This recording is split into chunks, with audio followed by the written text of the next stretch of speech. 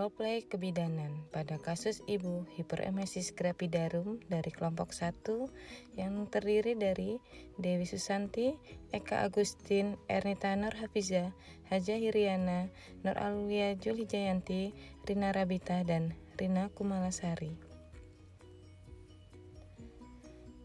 Ronde kebidanan adalah kegiatan untuk mengatasi masalah kebidanan klien yang dilaksanakan oleh bidan dengan melibatkan pasien untuk membahas dan melaksanakan asuhan kebidanan yang dilakukan oleh bidan primer dan atau konselor, kepala ruangan, dan bidan pelaksana yang melibatkan semua anggota tim. Adapun tujuan ronde kebidanan adalah meningkatkan pengetahuan dan kemampuan bidan dalam belajar kasus atau studi kasus dan mengelola kasus, meningkatkan mutu asuhan kebidanan, dan untuk memperkenalkan atau menjalin hubungan baik pasien ke petugas profesional pemberi asuhan dan sebaliknya.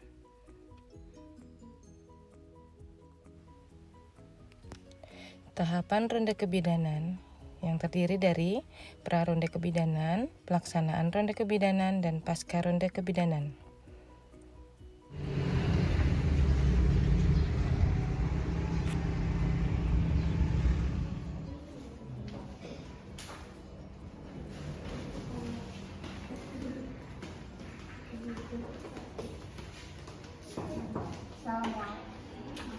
Assalamualaikum. Waalaikumsalam. Silakan Dek, ada yang bisa dibantu? Begini, saya mau menyampaikan, ini ada pasien Nyonya Rina sudah dirawat selama 8 hari tapi tidak ada kemajuan. Berarti saya bermaksud untuk melakukan ronde kebidanan. Oh, yang pasien dengan hiperemesis grade 3 itu ya? Ya, pasiennya sudah selama 8 hari tapi tidak ada kemajuan. Jadi apa Ibu setuju kalau kita lakukan ronde kebidanan? Oke, saya setuju. Jadi nanti saya akan siapkan timnya, saya sebagai kepala ruangan dan Anda nanti sebagai kepala timnya, dan nanti ada bidan Aulia sebagai bidan pelaksana, dan juga ada dokter penanggung jawab kita yaitu nanti dokter Rina Kumalasari sebagai dokter penanggung jawab, dan untuk bagian nutritionnya ada Kak Dewi Susanti yang akan mendampingi kita. Jadi bagaimana? Apakah sudah cukup? Saya rasa cukup, Bu. Untuk jadwal akan dilaksanakan kapan, Bu? Kalau bisa secepatnya besok sekitar jam 10 ya. Baik, Bu. Kalau begitu saya akan melakukan informed concern kepada pasien dan keluarga. Baik, silahkan dipersiapkan aja deh. Kalau begitu saya permisi ya, Bu. Ya. Assalamualaikum. Waalaikumsalam Bu. Perkenalkan Ibu, nama Ulun Bidan Ernita Nur Hafizah. Ibu bisa sebut nama dan tanggal lahirnya, Bu? Nama saya Rina Nabita, tanggal lahir tanggal 1 Januari 2000. Bagaimana keadaan Ibu hari ini, Bu? Iya Bu, kadang mual, pusing, dan terkadang muntah Bu. Sabar ya, Bu. Jadi maksud saya kesini, saya ingin menjadikan Ibu Rina sebagai pasien ronde kebidanan, dan pihak keluarga apakah bersedia? Kalau boleh tahu ronde kebidanan itu apa Bu? Ronde kebidanan itu suatu kegiatan yang nanti pasien, keluarga akan diajak diskusi masalah yang dihadapi oleh si pasien.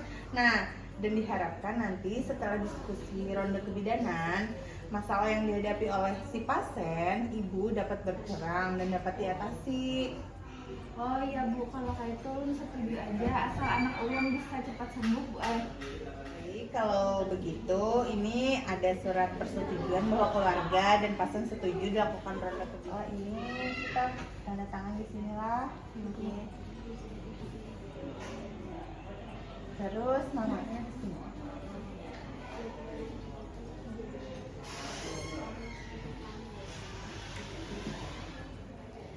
Baik Bu, kalau begitu nanti akan ada bidan yang akan memeriksa Ibu ya.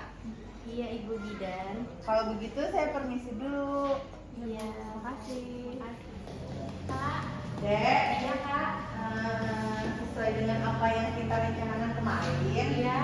kita akan melakukan ronde kebidanan pada Nyonya Rina. Iya, saya akan melakukan apa Kak? Jadi sekarang tolong untuk melakukan pengkajian ulang pasien Nyonya Rina untuk mengetahui keadaannya saat ini dan masalah-masalah apa yang sedang dihadapi saat ini. Saya akan lakukan. Sini saya ingin memeriksa tanda-tanda keadaan umum ibu dulu. Jadi, saya mau nanyakan nama ibu siapa? Rina Nabita. Oh, iya. Tanggal lahirnya Bu? Tanggal lahirnya tanggal 1 Januari 2000. Oh, sama dengan yang gelangnya ya? Ulun periksa dulu lah.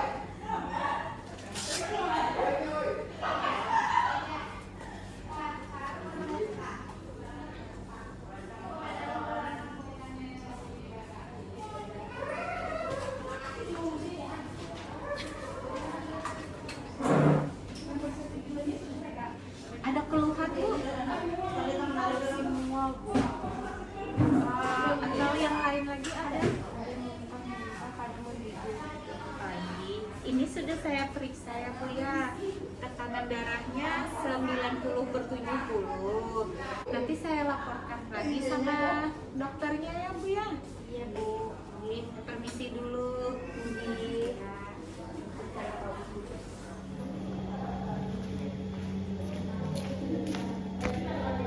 Tadi saya sudah melakukan pengkajian sama sama Nyonya Rina. Ini hasil TTP-nya Pak.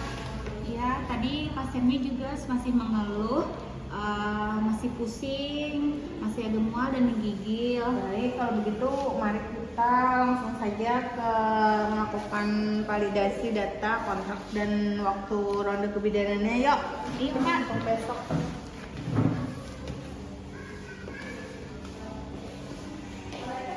Let's go. Assalamualaikum Bu.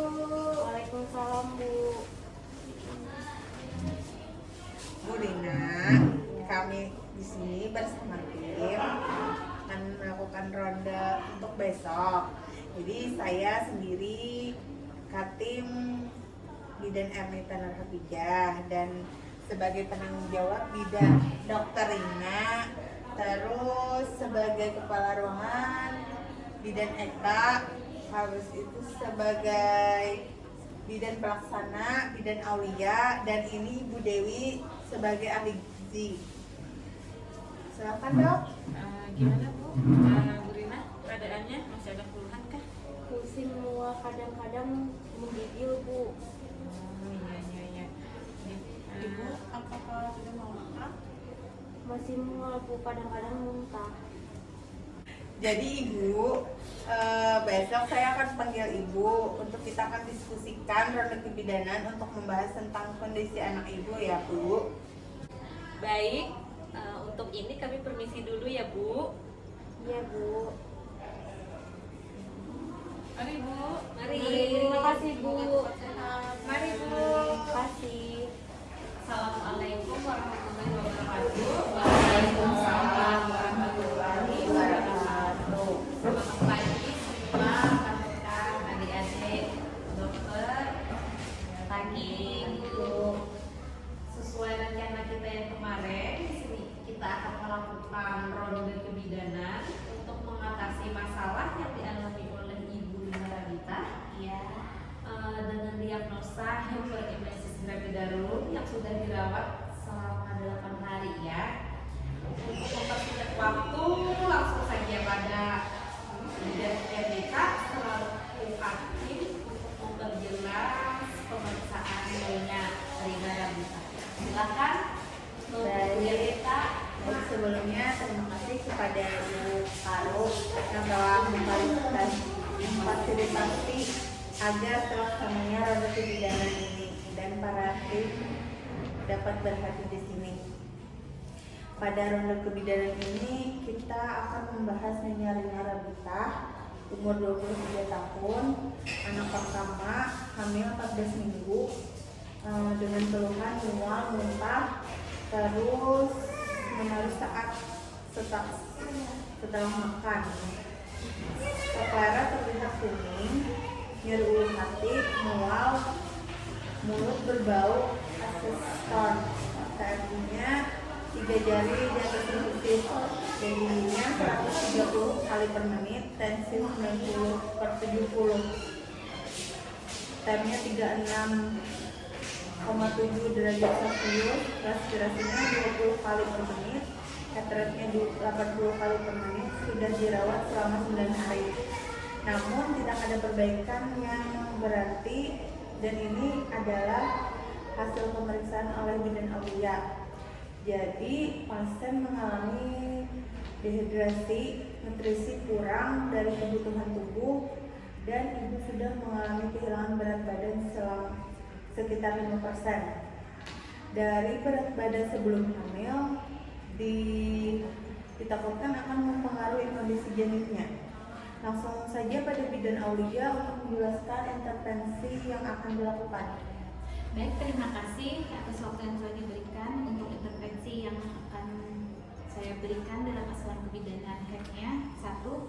Memberikan penerangan tentang kehamilan bersalina, suatu proses yang fisiologis, memberikan keyakinan bahwa mual dan muntah kadang-kadang merupakan gejala yang fisiologis pada kehamilan muda dan akan hilang setelah kehamilan 4 bulan. Menganjurkan pada waktu bangun pagi jangan segera turun dari tempat tidur, terlebih dahulu dan makan roti kering atau biskuit dengan teh hangat. Deteksi teratur, sebaiknya makanan dalam posisi lebih sering, makan secara perlahan, jangan langsung tidur setelah makan, dan menggunakan aromaterapi untuk mengurangi mual muntah di pagi hari, mencukupi waktu istirahat untuk menurunkan stres dan menghilangkan lelah, serta kolaborasi dengan dokter dalam pemberian obat. Jadi dalam pemberian intervensi yaitu mengatasi dehidrasi, mengurangi gejala dengan modifikasi diet serta terapi farmakologi, mencegah komplikasi serius dari muntah yang persisten, termasuk diantaranya gangguan elektrolit, defisiensi vitamin, dan kehilangan berat badan yang ekstrim. Meminimalisir efek fetal baik karena kondisi mual dan muntah ibu maupun karena pengobatan. Mengkonsumsi suplemen kehamilan untuk mencukupi kebutuhan vitamin dan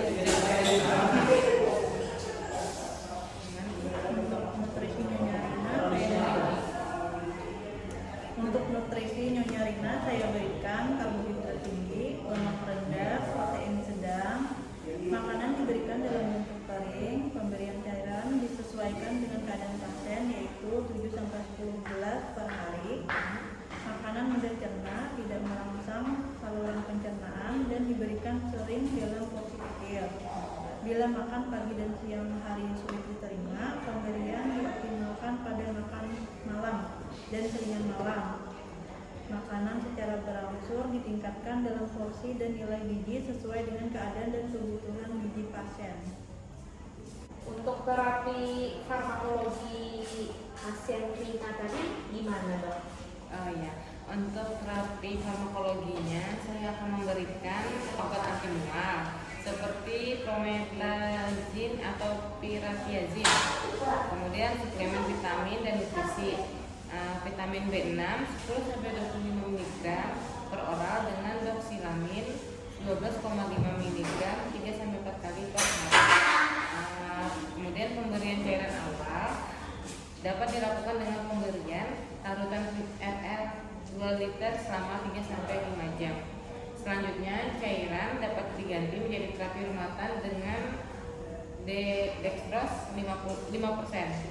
Ditambahkan juga dengan pemberian vitamin seperti vitamin B1 secara intravena. Untuk dietnya Ibu Rina, bagaimana kelanjutan selanjutnya? Untuk makanan yang akan saya rekomendasikan kepada Nyonya Rina, yang pertama juga akan menyarankan makanan hanya terdiri dari roti, ubi kering. Untuk makanan yang akan saya rekomendasikan kepada Nyonya Rina, yang pertama juga akan menyarankan makanan hanya terdiri dari roti kering, singkong bakar dibakar atau rebus, kemudian buah-buahan. Kemudian mengkonsumsi minuman yang mengandung jahe untuk mengurangi mual dan menjadikan kehangatan tubuh. Kemudian jangan lupa untuk minum banyak air putih. Dan kemudian mengkonsumsi makanan dalam porsi kecil tetapi sering serta menghindari makanan berminyak, pedas, dan berbau tajam yang tidak memicu rasa mual. Baiklah, jadi itu tadi intervensi yang kita lakukan, yang akan kita lakukan. Untuk selanjutnya kita serahkan ke Dr. Rina yang akan menjelaskan tentang penyakit yang dialami oleh pasien Rina Rabita pada keluarga pasien. Silahkan, Bu Dokter. Ya, terima kasih Bu ya. Gini Bu, kalau sakit itu sebenarnya artinya hiperemesis gravidalis atau mual muntah berlebihan sama hamil. Sebenarnya itu hal yang normal, asal tidak berlebihan dan tidak mengganggu aktivitas ibu hamil itu sendiri. Nah, sementara ibu hamil anaknya ini ya, ini sudah mengganggu aktivitas beliau. Jadi penyebab hiperemesis ini kita masih belum mengetahui bulat, cuma ini kan karena biasa hamil itu hormon itu bisa naik turun. Nah, biasanya itu yang akan mempengaruhi pola pencernaan ibu hamil. Jadi gejala awalnya itu mual dan muntah selama hamil, kemudian bisa terjadi itu 3-4 kali sehari. Nah, ini bisa juga mengakibatkan hilang nafsu makan dan penurunan berat badan. Jadi selain mual dan muntah secara berlebihan, penderita hiperemesis gravidalis ini juga dapat mengalami gejala gambaran berupa sakit kepala, konstipasi, kemudian sangat sensitif terhadap bau, makanya gampang muntah ya Bu ya. Kemudian produksi air liur yang berlebihan, kemudian jantung berdebar karena biasanya itu kurang cairan Bu ya, karena asupan makanan tidak bisa masuk, asupan cairan tidak bisa masuk. Dok, apakah anak saya ini cepat sembuh? Soalnya kan sudah dirawat selama seminggu, tapi belum ada perubahan, malah badannya sudah terus. Mungkin ini sedang kami usahakan Bu ya, karena itu kami tim ini mengajak Pian untuk bergabung kepada kami untuk merundingkan nih memberi intervensi atau memberi pengobatan kepada anak Pian ini bagaimana biar Pian tahu kayak gitu ya.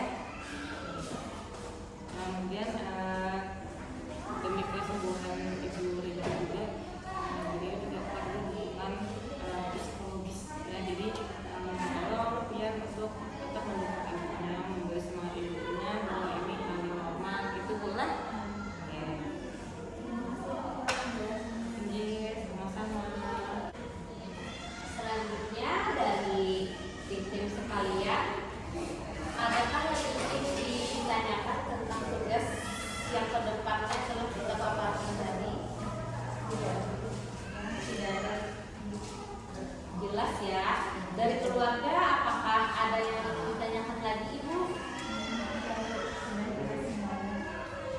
Baik, kalau tidak ada pertanyaan lagi, maka akan saya simpulkan hasil ronde hari ini. Kesimpulan yang dapat dilakukan pada intervensi selanjutnya untuk mengurangi gejala HEK yaitu kita berkolaborasi dengan dokter dan pemberi terapi farmakologi. Jika terdapat tanda dehidrasi, maka perlu diberikan dehidrasi dan cairan intravena dengan kolaborasi bersama dokter. Mengonsumsi vitamin B6 dan buah buah, mengonsumsi makanan atau minuman yang mengandung jahe, misalnya teh jahe yang hangat ya. Diet yang direkomendasikan pada penderita hiperemesis tadi adalah makanan yang sering. Pasien juga dianjurkan untuk menghindari makan pedas dan berlemak serta yang memicu mual. Jenis makanan yang disarankan adalah makanan yang hambar dan kering seperti biskuit atau kudapan yang tinggi proteinnya. Menghindari bau yang menyengat. Perlu diyakinkan kepada penderita bahwa penyakit ini dapat disembuhkan Bu ya. Hilangkan rasa takut oleh karena kehamilan, kurangi pekerjaan serta menghilangkan masalah dan konflik. Evaluasi yang